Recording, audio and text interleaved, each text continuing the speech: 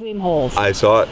I remember. Okay. I saw the article. Yeah. And I do run an Airbnb out of my house sometimes, and people knew about that. They had seen that article, and I remember going out to Blue Hole maybe 5 years ago, and before that article came out, and it was just completely overrun, and that was horrible. I mean, how do you balance? That is way too much, and it just becomes almost like a Disneyland in a sense. And yet,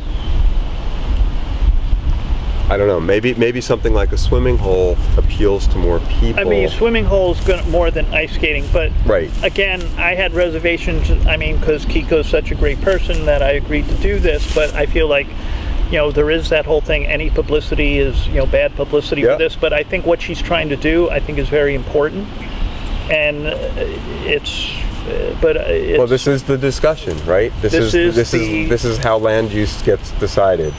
Right. And this is what we're trying to open up. You're right. Conditionally, because you just never know. You never know. It's not worth coming up from the city. Never worth coming up from the city. Not at all. Well, it's just so hard to get the right timing. Yeah. So I'm not really worried about that, actually, Yeah. Because, it's not really skatable most of the time. Most of the time.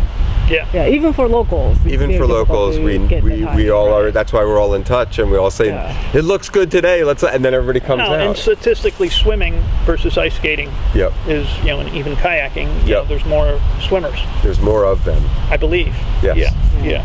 So, I worry. Again, there's the general question of land use and nature, and then there's the specific one to here. And I think it is somewhat self-selecting. It's tucked away. It's hidden. It's sort of hidden around here. It's not really on a main drag. I mean, these are kind of main roads, but there aren't that many cars, right? I mean, there's some, and I guess you see it from the road, but it looks swampy in the summer. It looks swampy in the summer, and it's not as appealing in the summer when you drive by. It's like, what are you going to do there? It looks swampy. So it does that sometimes in the summer that you get the stinky thing of I think it starts from in there, whatever the methane. Yeah, whatever. Stinky.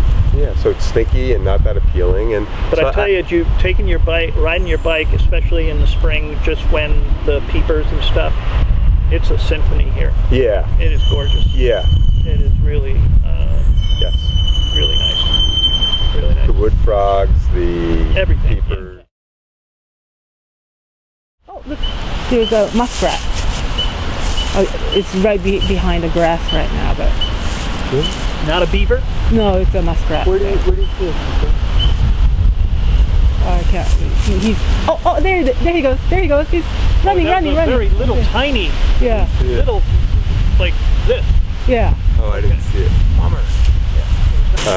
When I moved to Woodstock in about 12 years ago, from Brooklyn, I was sort of rented a place thinking, all right, I'll give it a try for a year. I really expected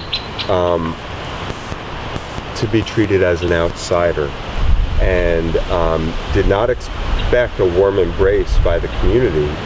I expected to be treated as a city slicker, a cityite, as they say, and the opposite happened. I found that people were really welcoming and embraced. I don't think it was me. I just think they were embracing sort of new blood, at the time. Anyway, maybe things have changed now. So I haven't felt Woodstock to be so exclusive or proprietary that way, and I felt like people were really willing and open to share information about cool places to do things in nature or wherever. And frankly, when I've been out to Blue Hole, and again, I haven't been there since that article was written, but I went out there probably 5 years ago. As far as I could see, it was pretty much all locals.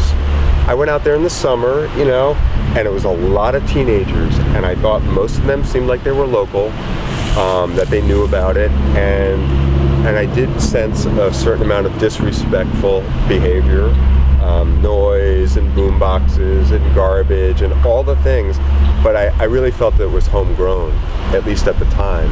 And so, maybe there's just a general disrespect of nature that needs to be addressed. But I guess I just don't feel that proprietary feeling about, Woodstock's still a very small community. Even if we were to get a big influx of more people, even if 500 more people moved in, which is unlikely, we'd still have plenty of space to recreate and be in nature.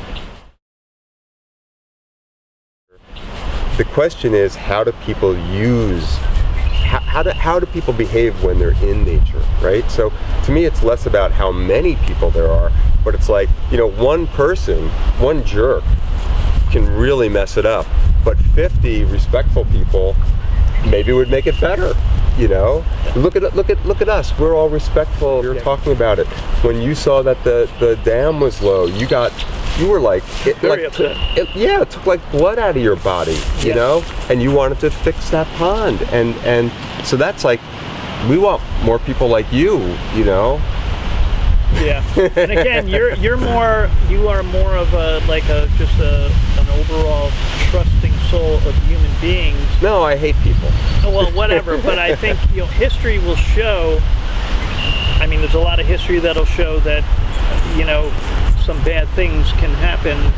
When things once things change, they can't really change back per se, depending on not this situation. So. Right. It's a unique situation, and we're not that unique. I think it's going on with rural communities everywhere. Right? Yeah. I mean, right, exactly. These are tools, This could be if it's used in a wrong way, it could really unintentionally attract a lot of attention and bring a lot of people. If that's your concern. Sure. Yeah. But if used in some good ways, maybe we could use this also as a tool to, educate people. Yeah. So, your thoughts? What should we do? You want me to go first? I'd like you to go first. No, I think it has the a video like this has the potential to draw people here who might be uneducated, but I think the idea here is to flip it, and just by having this discussion about how land is used respectfully, which I think that's the key thing, is how do we respect the land and use it at the same time. We want to keep pristine, but we also don't want to pretend that people shouldn't, for me anyway, that people shouldn't be touching them. Because people have been walking these lands for thousands of years and using them. The question is, how do we do it respectfully? So. Yep. All right, man. Right on.